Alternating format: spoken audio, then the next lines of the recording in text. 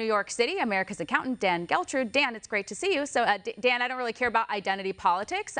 It's fine. A lot of people are wondering if they're up for the job rather than just focusing on their skin color. Let's put it this way. If Elizabeth Warren is fully behind these nominees, that should be enough to make you stop and think, are these the right people in terms of policy? So if we look at what the Fed does, right, they are supposed to be in charge of monetary policy as well as banking supervision. Fair enough.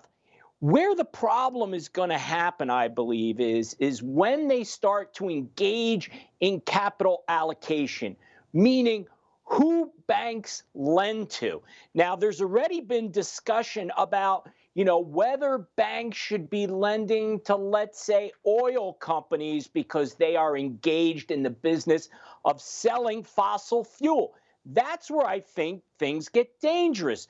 The monetary policy should not be mixing in with climate change.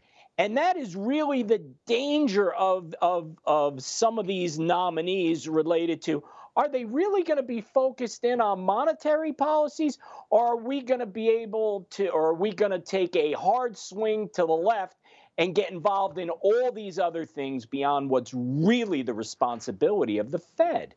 Yeah, no, those are great points. And we've seen a trend here, which is the Biden administration continues to nominate people that are hard to the left. And, he originally presented himself as a moderate. And when you're talking about, moving our economy forward and so on, I mean, we need people who are willing to work on both sides of the aisle. And you talked about all the climate change and everything else, and the fact that they're backed by Senator Elizabeth Warren, which is a huge red flag.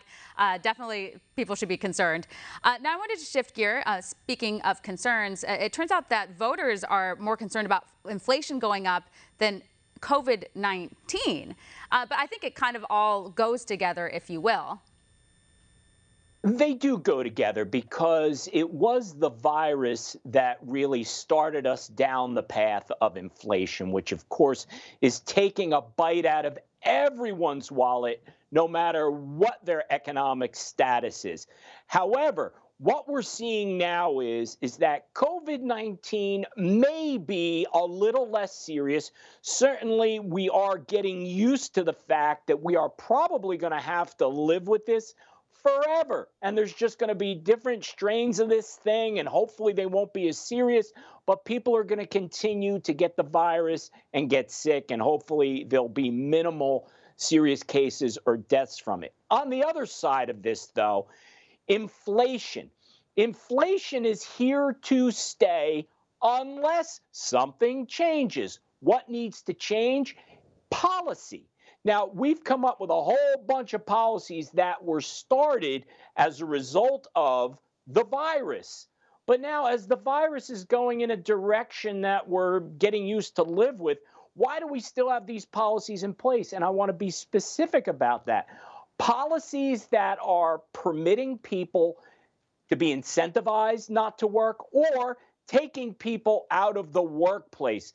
That is what is producing the shortage of supply with so much great demand, and there we arrive at inflation. Yeah, well, and as you pointed out, we can't keep hiding from the virus. The virus is with us. We have to learn to live with it and get around it. And, as you pointed out, thankfully, Omicron doesn't seem to be as severe as Delta and the others. But yeah, we can't just keep, staying home. We got to get back to business because there are so many other consequences that some people aren't considering. Well, Dan, we're going to leave it here. Thank you so much. Thanks, Steph. Of course. Coming up next.